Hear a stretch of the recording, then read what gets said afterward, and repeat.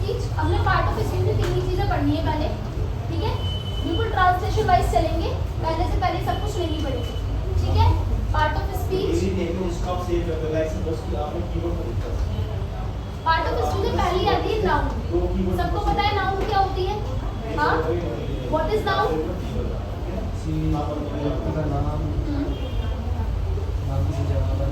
ठीक है, next time से मैं आपको नाउन की डेफिनेशन पूछूं तो प्लीज इंग्लिश में बोलना। Noun is the name of person, place, things और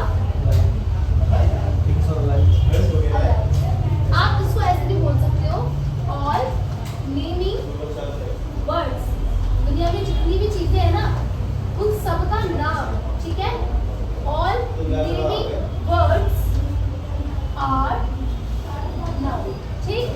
बोल सकते हो, ठीक है? जैसे कि किसी एनिमल का नेम हो गया, किसी प्लेस का नेम हो गया, किसी थिंग का नेम हो गया, किसी फीलिंग का नाम भी हो गया। आप सैड है, कोई फीलिंग है, कौन सी? Sadness, it is a noun. आप बहुत खुश है, हैप्पीनेस ना, इट इज अ नाउन। तो नाउन इज एवरीथिंग, यानी कि all living words are noun. जो भी चीजें हैं इस दुनिया में, अगर उसका नाम है तो वो क्या है? नाउन। कोई प्लैनेट है, उसका नाम है, हाँ है, क्या है? सन, ठीक है? मून, ठीक है? Venus, mercury, these are the noun if they have a name, so वो क्या होंगी फिर? नाउन, ठीक? इतना समझ में आया? The second is pronoun, second is pronoun, ठीक है? second is pronoun। pronoun क्या होता है? which words या तो आप लिख दो इंस्टेंट या लिख दो यूज, इसमें place of noun. Place of noun मतलब कि नाउन की जगह पर यूज होने वाले जो शब्द है, ठीक है, उन्हें क्या बोलते हैं? Pronoun. This is not a W, it is a you. कभी तो मैम ने तो नाउन की स्पेलिंग भी गलत लिखी, ठीक है? वो वर्ड्स जो नाउन की जगह पर यूज होते हैं उन्हें क्या बोलते हैं? प्रोनाउन बोलते हैं। जैसे अगर मैं इनका नाम लिखती हूँ जहीर, ठीक है, पर बार बार नाम लेके तो नहीं बात कर सकती ना मैं, जहीर ये जहीर वो जहीर, पता चल गया ना आपने जहीर के बारे में बात की है, तो मैं इनको बोल दूंगी ही, इस बारे इंटेलिजेंट बॉय, ठीक है? ऐसे करेंगे।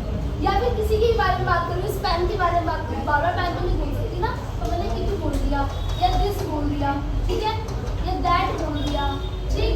या किसी लड़की के बारे में बात करी तो उसे शी बोल दिया, या मैं अपने बारे में बात कर रही तो मैंने अपने आप को आई बोल दिया, है ना? तुम्हारे बारे में बात करी तो तुमको यू बोल दिया, समझ गए? तो these are the pronoun. What is pronoun? Which words use place of noun? It means that which words instead of noun called pronoun. Noun is all living words are noun. पहला समझ में आया, दूसरा समझ में आया, तीसरा थोड़ा डिफिकल्ट है, थोड़ा वेस्ट है, दैट्स व्हाई हमें क्या क्या पढ़ना पड़ेगा, आप दैट नोट्स के साथ कवर करेंगे। ये समझ में आया? You can write this also, या आप फोटो ले लो इसकी, कोई इशू नहीं है। The third part of speech is verb, ठीक है? verb क्या होती है? जिसे हम हिंदी में बोलते हैं क्रिया। पढ़िए कभी क्रिया? हिंदी में तो पढ़ी होगी, है ना? जिस शब्द से किसी के काम के होने का पता चलता है उसे क्या बोलते हैं? क्रिया बोलते हैं। इंग्लिश में उसी को क्या बोलते हैं? वर्ड्स बोलते हैं। तो हम बोल सकते हैं क्या कि which words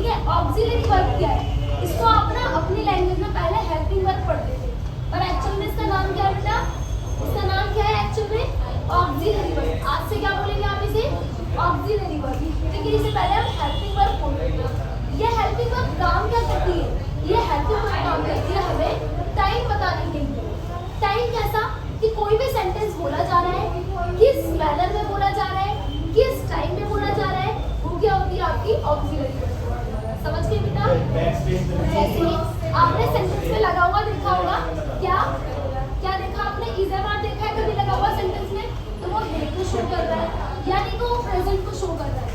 ठीक है, जितने भी हम प्रेजेंट के सेंटेंस पढ़ेंगे ना, जितने भी प्रेजेंट के सेंटेंस पढ़ेंगे ज्यादातर हमें इज एम आर लगाना है। ठीक है, तो सेकंड इज था, वॉज वर्ब किसको शो कर रहा है आपका, था को, इट मींस था क्या चीज होती है, पास्ट में होती है। तो यानी कि हम बेसिकली पास्ट के सेंटेंस में क्या यूज करेंगे, था यूज करेंगे। एंड विल शैल आप कुछ यूज कर रहे हैं, होगा, है ना, तो वो किसको शो कर रहा है, फ्यूचर को कर रहा है। ठीक है, फ्यूचर को शो कर रहा है। What is right now? What I am talking about is verb. Verb defines your time manner. ये तो आपको समझ में आ गया टाइम मैनर कैसे डिफाइन करना। आपने अभी तक डिफाइन टाइम मैनर नहीं पढ़ा होगा, आपने पढ़ा होगा कि क्रिया वो चीज होती है जिससे कार्य का पता चलता है, यही पढ़ा है ना। पर आज आप ये भी पढ़ेंगे कि उससे इसका पता चलता है बेटा, आपके टाइम के मैनर का पता चलता है कि किस सेंटेंस में, किस टाइम में, किस डायरेक्शन में वो बोला जा रहा है। समझ गए? पक्का? कोई कंफ्यूजन नहीं आता? नहीं होनी चाहिए। अब ये तो आ गया आपके टाइम मैनर जो आपके टाइम को डिफाइन कर रहा है। ठीक है, अब आता है मेन वर्ब। मेन वर्ब क्या है, जो आपके एक्शन को डिफाइन करे। एक्शन को डिफाइन करना मतलब आपकी क्रिया को डिफाइन करे, आपके कार्य को डिफाइन करे कि आप काम कर रहे हैं, आपके वर्ब को डिफाइन करे। जैसे आप जा रहे हैं, जाना है ना, आप खाना खा रहे हैं, वो भी कोई काम है, तो खाना है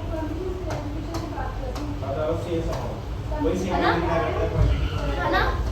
एंड देन जैसे आप बात कर रहे हैं, बात करना है ना, बात करना भी काम ही है ना, एक्शन हो रहा है यहाँ पर। और क्या हो सकता है, हंसना है ना, रोना, ये भी तो क्या है, ये भी क्या है, एक्शन है। जैसे रोना क्या हो गया, रोना क्या हो गया बेटा, रोना क्राई, हंसना लाफ ओनली, बात करना वेरी गुड टॉक, खाना eat, और जाना go। ठीक है, 1 2 3 4 and 5 समझ में आ गई ये वर्ब कौन सी वर्ब है बेटा, इनको बोलते हैं मेन वर्ब। अब जब भी मैं आगे बोलूंगी आपसे वर्ब, मैं आपको एक फॉर्मूला दिया करूंगी सेंटेंस के लिए कि बेटा ऐसे ट्रांसलेट करो। आपसे बोला जाए कि बेटा हेल्पिंग वर्ब या ऑक्सिलरी वर्ब, तो आपने उसमें से ये चूज करनी है। चूज कैसे करोगे, अपने हिंदी के सेंटेंस के अकॉर्डिंग। अगर आप था बोल रहे हो तो वॉज वर्ब चूज कर लेना, है बोल रहे हो तो इज एम आर चूज कर लेना। अगर मैं रागी बोल रही हूँ तो आप किस क्या चूज करोगे, आप चूज करोगे विल शैल। ठीक है, मैं आपको ये बताऊंगी विल किसके साथ लगेगा और शैल किसके साथ लगेगा। शैल बेसिकली किसके साथ लगता है, जो फॉर्मल चीजें की बात करते हैं। जैसे हम कोई डॉक्यूमेंट बनाते हैं, आपने कभी देखा होगा आपके अटॉर्नी ऑफ जनरल बनती है, प्रॉपर्टी बनती है ना, डीड बनती है, एफिडेविट बनवाते होंगे, तो वहाँ पे कभी विल का यूज नहीं होगा। जैसे मैं आपको इतने रुपए अदा करूँगी, ये मैंने लिखवाया अपने प्रोमिसरी नोट के अंदर, है ना। कोई लीगल डॉक्यूमेंट्स होता है ना, या फिर कोई प्रोफेशनल डॉक्यूमेंट्स होता है, तो उसके अंदर हमेशा विल की जगह शैल यूज होता है। या आई के साथ, आई के साथ भी शैल यूज कर सकते हो कोई। बाकी शैल किसी चीज के साथ, या तो लीगलिटी या फॉर्मेलिटी, या फिर जो ऑफिशियली रिकॉर्डेड चीजें होती है उसमें लगता है, या फिर सिर्फ आई के साथ। समझ गए? यहाँ पे बात क्लियर होती है। यहाँ तक की कोई कंफ्यूजन नहीं, very basic thing it is, कोई कंफ्यूजन नहीं है। पक्का? आगे बढ़े। जब मैं आपसे बोलूं बेटा कि मेन वर्ब लगाना है यहाँ पे, या ओनली बोलूं वर्ब लगाना है, सिर्फ बोलूं मैं वर्ब की फर्स्ट फॉर्म लगाना है, वर्ब की सेकंड फॉर्म लगाना है, या वर्ब की थर्ड फॉर्म लगाना है, तो समझ जाना ये वाली वर्ब लगाना है।